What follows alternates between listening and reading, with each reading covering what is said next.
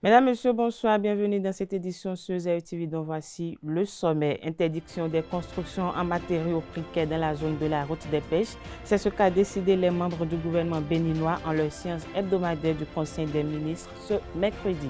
Présidé par le chef de l'État, Patrice Talon, d'importantes décisions ont également meublé ce conclave gouvernemental, la substance des décisions dans cette édition. Démarré ce mardi 2 septembre 2025, la délivrance des formulaires de parrainage pour l'élection présidentielle de 2026 au Bénin s'est poursuivie ce mercredi 3 septembre au sein de la Commission électorale nationale autonome Sénat. Députés et maires continuent d'affluer pour retirer le précieux document, première étape du processus de parrainage des candidats. Dans un avis de recrutement en date du 2 septembre 2025 et signé de son secrétaire général, la Cour constitutionnelle lance le recrutement de ses délégués électoraux pour les législatives du 11 janvier 2026. On en parle dans ce 19h.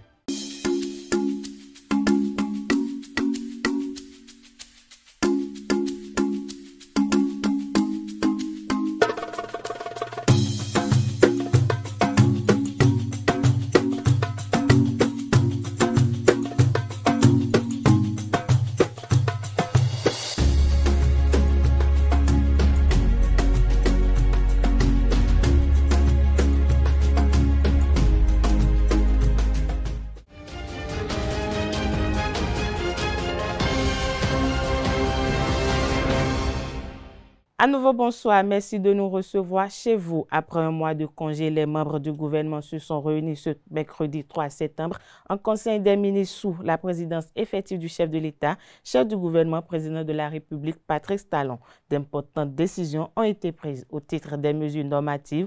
On note l'interdiction des constructions en matériaux précaires dans la zone de la route des pêches, la réglementation dans l'agglomération du Grand Nokoué, de la circulation des véhicules lourds de transport, des précisions sur l'ensemble des décisions prises au titre des mesures normatives avec le porte-parole adjoint du gouvernement, Wilfrid Léon Ngwedji. À l'issue de la séance, les décisions que voici ont été actées. S'agissant des mesures normatives, en point 1, interdiction des constructions en matériaux précaires dans la zone de la route des pêches.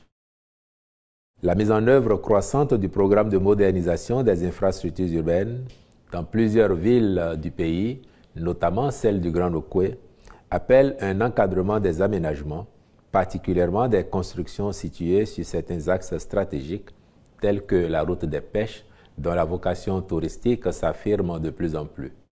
Afin de préserver cet atout, dans le contexte où cette zone bénéficie actuellement d'importants investissements de diverses natures, il conviendrait d'y interdire l'édification de constructions en matériaux précaires.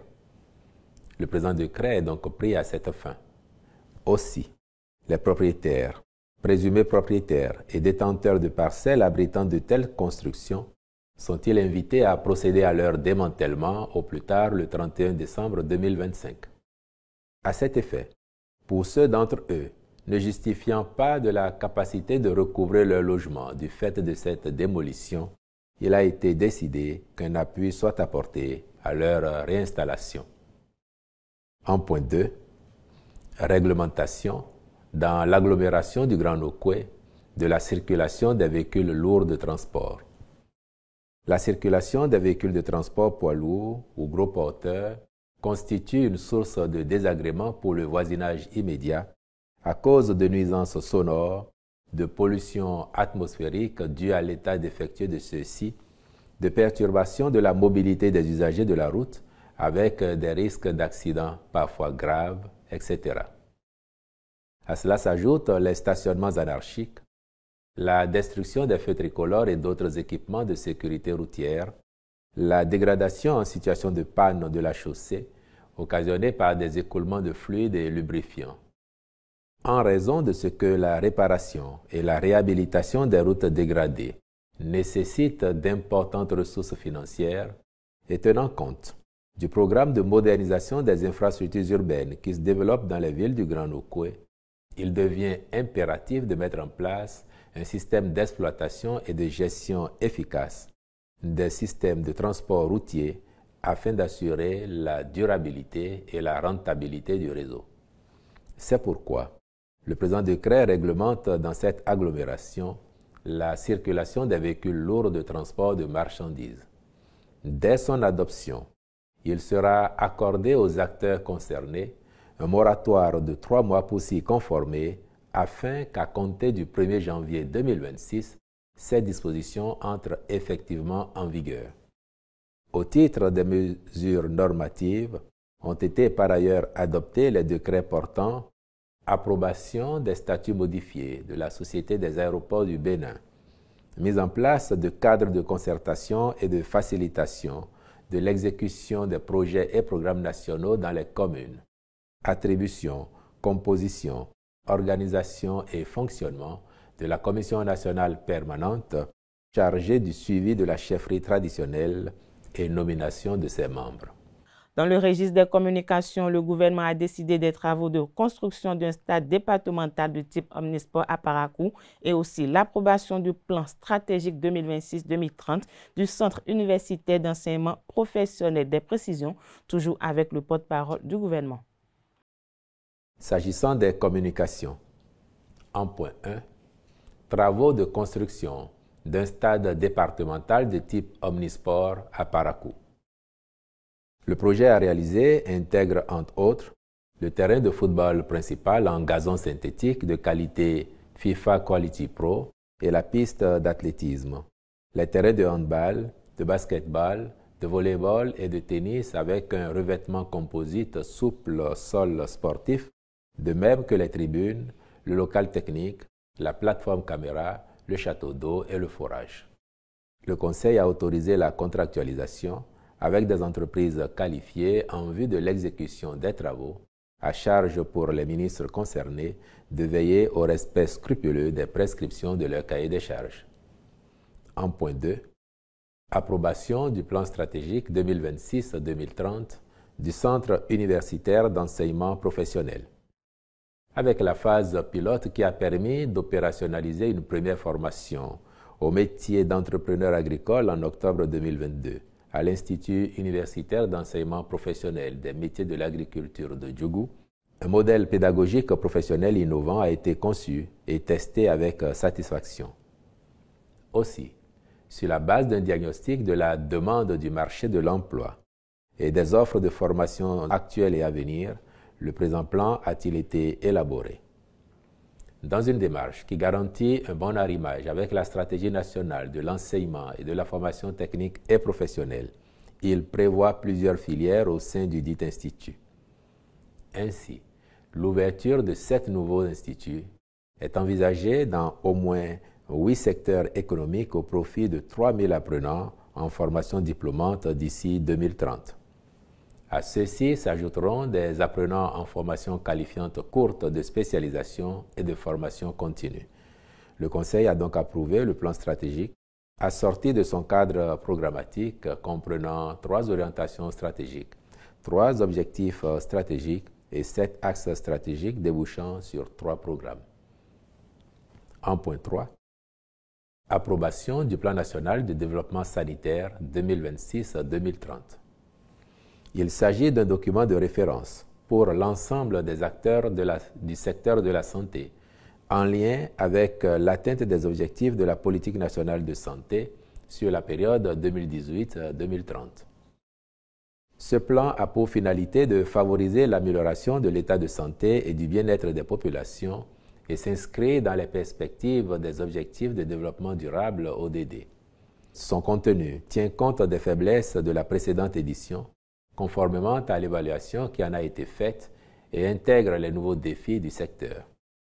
D'un coût estimatif de 996 391 637 000 francs CFA, sa mise en œuvre permettra, entre autres, de renforcer la gouvernance du secteur de la santé, d'améliorer les prestations de services et la qualité des soins dans un environnement où la disponibilité des produits de santé ainsi que des infrastructures et des équipements traduisent les avancées notables du secteur. En point 4, approbation du plan stratégique 2025-2029 du ministère de la Défense nationale. Ce document a été élaboré suivant une démarche participative et inclusive en référence aux stratégies nationales de développement, aux objectifs de développement durable, aux enjeux et défis sécuritaires actuels, de même que ceux futurs, ainsi qu'à la situation géostratégique qui prévaut dans la sous-région et dans le monde. Il est porté par la vision que, citation, « Les forces armées béninoises, à l'horizon 2029, sont une armée au service de la nation, moderne et ouverte sur le monde, en mesure de contribuer au développement harmonieux et durable de l'espace national, ainsi qu'à la paix et à la sécurité internationale. » Fin de citation. Pour ce faire, son opérationnalisation s'appuie sur 3 programmes découlant d'autant d'objectifs stratégiques que sont améliorer la performance du ministère, assurer la disponibilité opérationnelle des forces et améliorer le rayonnement des forces armées béninoises sur la scène internationale. Les ministres impliqués dans sa mise en œuvre et le suivi des actions accompliront les diligences nécessaires à cette fin. En point 5, mise en place d'un programme national de lutte contre le mariage d'enfants. Le mariage précoce constitue une menace réelle pour l'avenir des jeunes filles et des adolescentes avec des conséquences multiformes. En dépit de l'action de l'État, cette déviance persiste ici et là. Aussi, urge-t-il, pour protéger davantage les enfants qui y sont exposés, de renforcer les actions déjà en cours. D'où le présent programme qui vise à réduire le mariage d'enfants au Bénin de 33% en 2019 à 15% en 2029, soit une diminution de 18 points sur les 4 années à venir, afin que les enfants, notamment les filles, soient protégés contre le mariage et les grossesses précoces. Suivons à nouveau Wilfried Lian-Ngoubedi, porte-parole adjoint du gouvernement, qui nous édifie sur d'autres décisions issues de ce conclave gouvernemental. En point 7, organisation d'un test de sélection pour renforcer la base de compétences des aspirants au métier d'enseignant AME du primaire.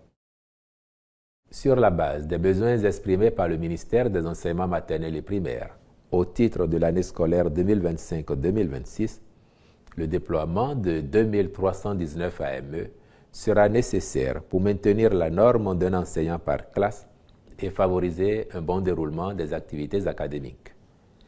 Or, la base dédiée ne dispose plus d'un nombre suffisant pour couvrir ces besoins. D'où la décision d'organiser le présent test pour lequel les candidats devront être titulaires, soit du certificat élémentaire d'aptitude pédagogique option enseignement primaire ou du baccalauréat. Au chapitre des rencontres et manifestations internationales, il a été autorisé l'organisation en septembre 2025 de l'atelier de formation à l'utilisation de l'outil d'évaluation des États parties à la Charte africaine des valeurs et principes de la fonction publique et de l'administration. Du 22 au 26 septembre 2025, de la Semaine nationale de la microfinance, de la 16e conférence des ministres en charge de l'emploi et de la formation professionnelle de l'espace UEMOA, le 26 septembre 2025, et la participation du Bénin au Salon de la production agricole Carrefour européen au Parc Expo de Rennes en France du 16 au 18 septembre 2025, à la conférence mondiale de l'UNESCO sur les politiques culturelles et le développement durable Mondiaculte 2025 du 29 septembre au 1er octobre 2025 à Barcelone en Espagne, aux réunions statutaires et autres rencontres à l'extérieur du ministère des enseignements maternels et primaires au titre de l'année 2025. Je vous remercie. Je l'annonçais à l'entame de cette édition, les élus du Bénin continuent le retrait des fiches de parrainage à la Commission électorale nationale autonome Sénat.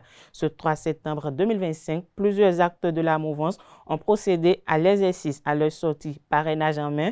Ces derniers ont donné leurs impressions au micro de Anaël Dou. Suivons plutôt.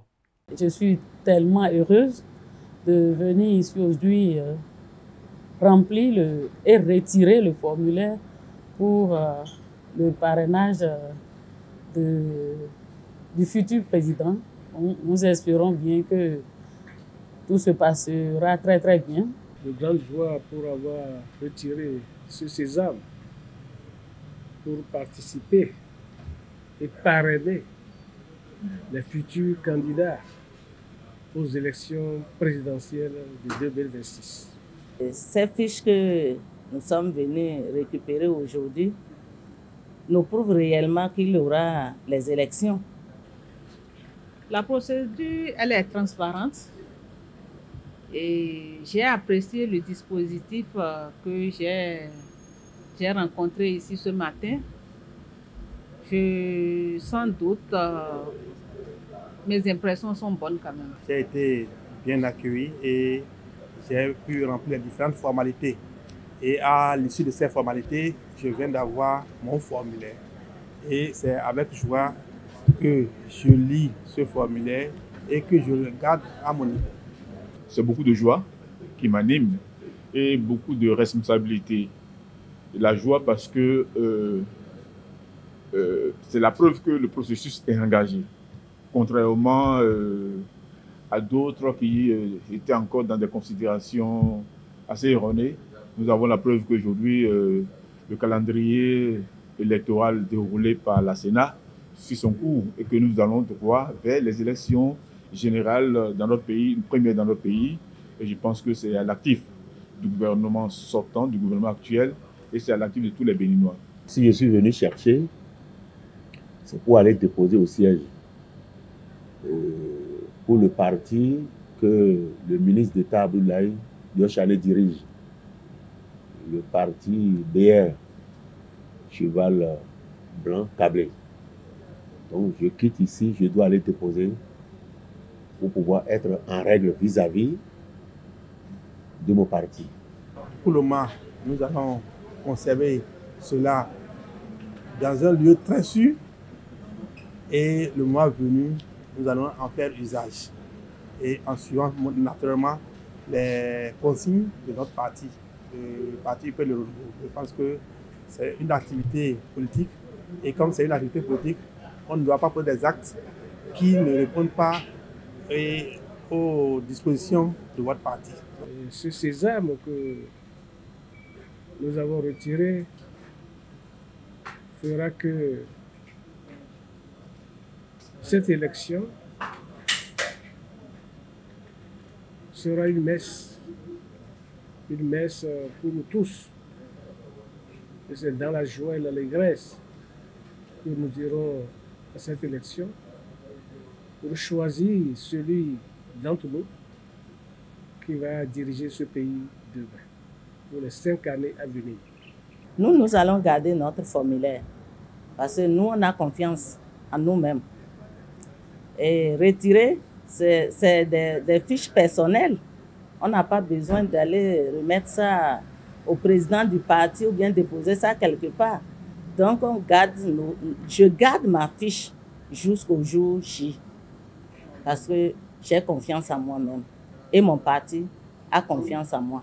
Je dois remettre ça au siège. J'irai tout à l'heure déposer ça au siège du parti parce que je n'ai pas besoin de rentrer avec. C'est à mon parti politique, l'Union progressiste sur le renouveau, d'en faire bon usage et de parrainer sans doute le candidat que vous connaissez déjà, le duo Wadaïn Talata. Le réseau des jeunes béninois de la diaspora a exprimé par la voix de son président Didier Lando sa satisfaction à l'annonce de la désignation du ministre d'État Romuald Wadaïn comme candidat unique de la mouvance pour la prochaine élection présidentielle au Bénin. À travers une déclaration rendue publique, le RJBD a salué ce choix qu'il considère comme une victoire de la jeunesse et de la raison sur le populisme. Des propos recueillis par Francis Olafahame. Le réseau des jeunes béninois de la diaspora se réjouit du choix du ministre d'État Romuald Wadaïn pour être le candidat de la majorité présidentielle pour les prochaines élections présidentielles. Ce choix qui pour nous est celui de la jeunesse, mais aussi celui de la raison, consacre, faut-il le rappeler, la primauté de l'intellect et de la compétence sur le populisme. Et nous constatons avec beaucoup de satisfaction que le Bénin n'est plus un gâteau qu'on se partage selon son poids politique ou selon son poids électoral, mais beaucoup plus un édifice que nous contribuons tous à bâtir pierre par pierre. C'est le lieu pour nous également de saluer le leadership du président Patrice Talon qui, au-delà des infrastructures visibles par tous et dont l'impact sur l'attractivité de notre pays n'est plus à démontrer, a contribué à un changement profond de la mentalité au Bénin. Nous remarquons avec beaucoup de satisfaction que la discipline, la rigueur et l'ambition collective sont devenues la norme. Pour nous, le ministre Wadayi peut poursuivre valablement la dynamique enclenchée depuis pratiquement 10 ans au Bénin, tout simplement parce que d'abord il a été, on dira, préparé à la fonction depuis pratiquement 10 ans. Il est au cœur du système. Nous avons vu les résultats économiques du Bénin ces dernières années. Il en est forcément pour quelque chose et aujourd'hui on pourrait le considérer tout simplement comme la nouvelle corde que l'on tisse au bout de l'ancienne. Suivons à présent Michel Baon, ancien député et actuel chargé de mission du président de l'Assemblée nationale, qui s'est également exprimé au sujet de la candidature de Romuald Wadayi, choisi par les grandes parties de la mouvance pour la présidentielle de 2026. L'ancien parlementaire a livré son appréciation et son analyse au micro de Romaric Djessou-Gogbenou. La mouvance a fait un bon travail. Donc, on a choisi quelqu'un qui maîtrise les relations internationales, quelqu'un qui, durant près de 10 ans, est resté aux côtés de notre président de la République, son Excellence Patrice Talon. Donc, c'est quelqu'un qui a du métier et qui est reconnu à l'international. Donc, plusieurs prix remportés. Donc, il est bon pour faire ce job-là. Donc, Romuald Wadayi, futur président de la République du Bénin, et qui va succéder certainement au président Patrice Talon. D'abord, il nous faut un travail de mobilisation, donc inciter les militants à l'engagement, à la conviction politique, à la loyauté et suivre la discipline de notre parti. Puisque si le président Djogbenou a donné son accord, cela voudrait dire que si vous êtes effectivement militant convaincu de l'Union progressiste, le renouveau, vous ne devez pas faire le contraire. Vous devez supporter, bien sûr, le candidat de notre parti. Donc, c'est vous dire que toutes les militantes et les militants UPR doivent regarder dans la même direction que le président du parti, soutenir le candidat de la mouvance qu'est Romuald Wadayi. Toujours au micro de Romaric Djessou-Gogbenou, l'acteur politique de la 20e circonscription électorale s'est exprimé sur les enjeux et les défis du candidat proposé Romuald Wadayi. On le suit à nouveau. L'économiste enseigne que quand vous disposez des terres et des hommes, sachez que vous êtes riche. Le candidat désigné, il connaît les b.a.-ba de l'économie et il sait par où prendre quand même pour impacter l'économie de notre pays. Surtout, lancer l'agriculture, comme je l'ai écouté à le dire, puisque, vous savez, la richesse d'abord est dans la terre. Cela voudrait dire que le candidat, il aura à dérouler, comme vous le savez, son projet de société.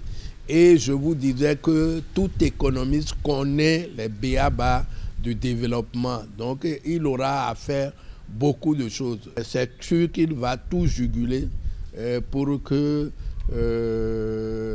tout le monde adhère à son projet de société. Dans le cadre de ces missions électorales, la Cour constitutionnelle se prépare pour les législatives du 11 janvier 2026. À cet effet, elle lance le recrutement de ses délégués électoraux. Les postes ouverts sont ceux de délégués départementaux, délégués communaux et délégués d'arrondissement. La haute juridiction compte respectivement recruter 12 délégués départementaux, 1200 délégués d'arrondissement et 160 délégués communaux. Le poste de délégué d'arrondissement est ouvert aux personnes ayant le bac. Pour être délégué communal, il faut avoir un bac plus 3, être titulaire d'un bac plus 4 pour être délégué départemental. Les candidatures sont ouvertes du 15 septembre au 14 octobre 2025. Parlons éducation à présent dans cette édition. Le ministère de l'Enseignement supérieur et de la Recherche scientifique, à travers un communiqué officiel signé ce mardi 2 septembre, vient d'annoncer le report des examens nationaux de licence au lundi 8 septembre 2025. Initialement prévu pour le jeudi 4 septembre, les examens nationaux de licence viennent d'être reportés en raison de la fête de Maouloud qui coïncide avec les compositions. Contrairement à la date de composition qui vient d'être modifiée, le communiqué ministériel précise que les centres et horaires de composition restent inchangés. La mairie de Cotonou a procédé en collaboration avec la direction départementale des affaires sociales et de la microfinance du littoral à la distribution d'un lot de kits scolaires aux enfants du 2e arrondissement de la ville. Une initiative qui vise à soutenir les enfants vulnérables et démunis pour la rentrée scolaire 2025-2026. Francis Sola pour le reportage. 200. C'est le nombre d'enfants qui bénéficient de kits scolaires offerts ici par la mairie de Cotonou en collaboration avec la direction départementale des affaires sociales et de la microfinance du littoral. Des sacs contenant entre autres des cahiers et des stylos sont distribués à ces enfants venus du 2e arrondissement de la ville de Cotonou. L'opération a consisté d'abord à identifier. Ce sont les services sociaux, les GUPS, les chefs GUPS, dont les guichets uniques de protection sociale de Cotonou, les 8, qui ont identifié les enfants vulnérables, les OEV de leurs arrondissements. Et ce sont ces enfants-là qui sont là. Mes attentes est que les enfants puissent en faire bon usage, puisqu'on met à leur disposition des cahiers, des bics, des crayons, tout ceci contenu dans un sac. Une activité qui constitue une bouffée d'oxygène pour les bénéficiaires qui remercient les autorités et les initiateurs. Je suis vraiment contente, très contente, parce que ma maman n'avait pas de moyens pour payer des kits scolaires. Je remercie beaucoup et monsieur le maire Luc Atroko, Luc Setondia Atroko. Je le remercie beaucoup pour tout ce qu'il nous a fait. Je viens de remercier à la mairie de Yenawa et je suis très content. Il m'a offert cet cadeau. Je remercie la mairie de Cotonou pour m'avoir offert ces sacs. Je promets bien travailler à l'école. C'était l'occasion pour les initiateurs de cette activité d'inviter les enfants à l'assiduité. Qu'ils puissent en faire bon usage et qu'ils puissent véritablement profiter de ce kit scolaire que la mairie et la direction départementale des affaires sociales met à leur disposition afin que demain, ils puissent refléter tout l'espoir que la nation porte sur eux. Afin que ces enfants-là, comme on a l'habitude de dire, on peut être pauvre et être travailleur. On peut être pauvre et réussir sa vie. La distribution de kits de ce matin intervient après celle effectuée dans le 1er et le 4e arrondissement lundi dernier. L'objectif est de parcourir tous les arrondissements de la ville de Cotonou avec un nombre de 200 bénéficiaires pour chacun d'entre eux. Canenois dans cette édition, le 2e vice-président du Conseil économique et social, Emmanuel Golou, n'est plus. Il est décédé ce mardi 2 septembre 2025 au Centre national hospitalier universitaire de Cotonou, des suites d'une maladie à l'âge de 70 ans. Ancien ministre de l'Énergie et plusieurs fois député, il s'est imposé comme une figure respectée de la classe politique béninoise. Au fil des décennies, Emmanuel Golou a occupé une place de choix dans les débats politiques à la tête du Parti social-démocrate après Bruno Amoussou. Il s'est illustré par son sens du dialogue. En tant que 2e vice-président du Conseil économique et social, il a continué à jouer un rôle de conseiller et d'orientation dans la vie institutionnelle du pays. Cette édition se poursuit hors de nos frontières. L'ancien président congolais Joseph Kabila est sorti de son silence après la réquisition de la peine de mort prononcée contre lui le 22 août dernier par la haute cour militaire. Accusé de trahison, de crimes de guerre et de complicité avec le groupe rebelle M23, il rejette fermement ces charges qu'il qualifie de mensongères et politiquement motivées. Dans une déclaration rendue publique ce 2 septembre, Joseph Kabila affirme qu'aucune preuve tangible n'a été présentée et dénonce une manœuvre visant à réduire l'opposition au silence et à assurer au régime de Félix Tshisekedi un pouvoir sans partage. Il fustige également l'arrestation arbitraire de plusieurs officiers supérieurs et accuse la famille présidentielle d'être impliquée dans le pillage des richesses minières du Katanga. Sceptique sur les accords de paix avec le Rwanda, l'ancien chef de l'État plaide pour un véritable dialogue national. De son côté, le camp Tshisekedi écarte toute discussion dénonçant des Congolais à la solde des voisins. La Chine a organisé ce mercredi 3 septembre 2025 une immense parade militaire à Pékin pour commémorer le 80e anniversaire de la fin de la Seconde Guerre mondiale. Plusieurs dirigeants alliés de la Chine, dont Kim Jong-un, ont assisté à ce défilé. À l'ouverture de la parade, les soldats se sont mis en marche au pas cadencé au son des salves de canon sur la place Tiananmen.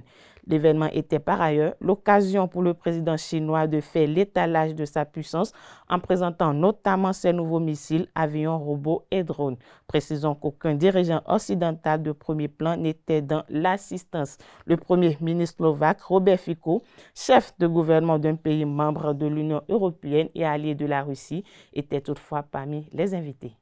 Voilà, c'est sur cette information hors de nos frontières que prend fin cette édition. Merci de nous avoir suivis et agréable soirée à tous.